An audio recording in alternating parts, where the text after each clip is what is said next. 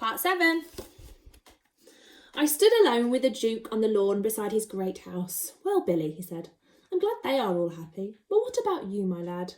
I am wondering if you happen to have just one extra special little wish all for yourself. If you do, I'd love you to tell me about it. There was a sudden tingling in my toes. I felt as though something tremendous might be going to happen at any moment. Yes, I murmured nervously. I do have one extra special little wish. What might that be? Said the Duke in a kindly voice. There is an old wooden house near where I live, I said. It's called the Grubber, and long ago it used to be a sweet shop. I have wished and wished that one day somebody might come along and make it into a marvellous sweet shop all over again. Somebody? Cried the Duke. What do you mean, somebody? You and I will do that. We'll do it together. We'll make it into the most wonderful sweet shop in the world, and you, my boy, will own it. Whenever the old Duke got excited, his enormous moustaches started to bristle and jump around. Right now they were jumping up and down so much it looked as though he had a scribble on his face. By God, sir, he cried, waving his stick, I shall buy the place today, then we'll get to work and have the whole thing ready in no time. You just wait and see what sort of sweet shop we're going to make out of this Grubber place of yours.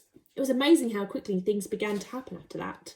There was no problem about buying the house because it was owned by the Giraffe and the Pelly and the Monkey, and they insisted upon giving it to the Duke for nothing. Then builders and carpenters moved in and rebuilt the whole of the inside so that once again it had 3 floors. On all these floors they put together rows and rows of tall shelves, and there were ladders to climb up to the highest shelves and baskets to carry what you brought. There were all the people working really hard on the Grubber shop. Then the sweets and chocks and toffees and fudges and nougats began pouring in to fill the shelves. They came by aeroplane from every country in the world, the most wild and wondrous things you could ever imagine. There were gum twizzlers and fizzwinkles from China, froth blowers and spit sizzlers from Africa, tummy ticklers and gobwangles from Fiji, and lip lickers and plush nuggets from the land of the midnight sun. Here they all come on the helicopters and planes. Wow. For 2 whole weeks, the flood of boxes and sacks continued to arrive. I could no longer keep track of all the countries they came from, but you can bet your life that as I unpacked each new batch, I sampled it carefully. I can remember especially the giant wangdoodles from Australia, every one with a huge ripe red strawberry hidden inside, its crispy chocolate crunch. There he is, sampling all of the sweets he's putting on his shelves. Fizz cocklers that made every hair on your head stand straight up on end as soon as you pop one into your mouth. And there were the nish nobblers and gum glotters and blue bubblers and sherbet slurpers and tongue rakers. And as well as all this, there were a whole lot of splendid stuff from the great Wonka factory itself. For example, the famous Willy Wonka rainbow drops. Suck them and you can spit in 7 different colours. Oh, the naughty sweets. Stick jaw for talkative parents, and his mint jujubes that will give the boy next door green teeth for a month. On the grand opening day, I decided to allow all my customers to help themselves for free, and the place was so crowded with children you could hardly move. The television cameras and the newspaper reporters were all there, and the old Duke himself stood outside in the road with my friends, the Giraffe, the Pelly and the Monkey, watching the marvellous scene. I came out of the shop to join them for a few moments, and I brought each of them an extra special bag of sweets as a present. There they all are, standing outside the shop, and there are all the news reporters and all of the people there ready to eat all of the beautiful sweets and chocolates. To the Duke, because the weather was a little chilly, I gave him some scarlet scorch droppers that had been sent to me from Iceland. The label said that they were guaranteed to make the person who sucked them as warm as toast, even if he was standing stark naked at the North Pole. The moment the Duke popped one into his mouth, the smoke came gushing out and the old boy's nostrils in such quantities that I thought his moustache was going to go up in flames. Terrific, he cried, hopping about. Tremendous stuff. I'll take a case of these home with me. To the Giraffe, I gave a bag of glumptuous gobgobblers.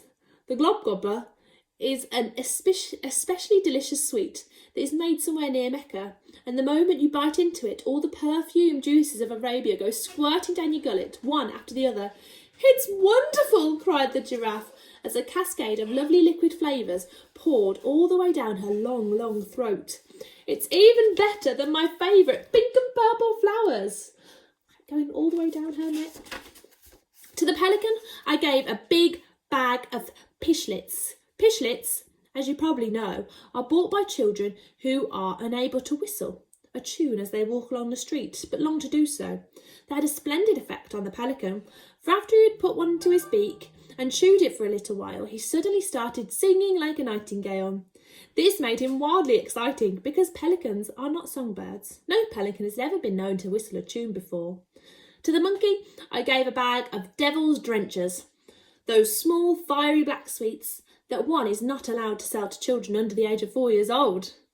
When you have sucked a devil's drencher for a minute or so, you can set your breath on fire and blow a huge column of fire 20 feet into the air.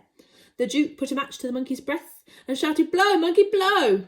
A sheet of orange flame shot up as high as the roof of the grubber. It was wonderful. There he is. Oh, all that fire. "I've got to leave you now," I said. "I must go and look after my customers in the shop." "We must go too," said the giraffe. "We have 100 windows to clean before dark." I said goodbye to the Duke, and then one by one I said goodbye to the 3 best friends I ever had. Suddenly we all became very quiet and melancholy, and the monkey looked as though he was about to cry, as he sang me a little song of farewell. "We have tears in our eyes as we wave our goodbyes, and we so loved being with you, we 3. So do please now and then come and see us again, the giraffe and the Pelly and me. All you do is look at a page in this book, because that's where we will always be. No book ever ends when it's full of your friends, the giraffe, the Pelly and me." And they all lived happily ever after in the Grubber and the Duke's grand estate. I hope you enjoyed one of my favourite Roald Dahl books, and I'll see you again soon for some more story time with Miss Griffiths. Bye bye.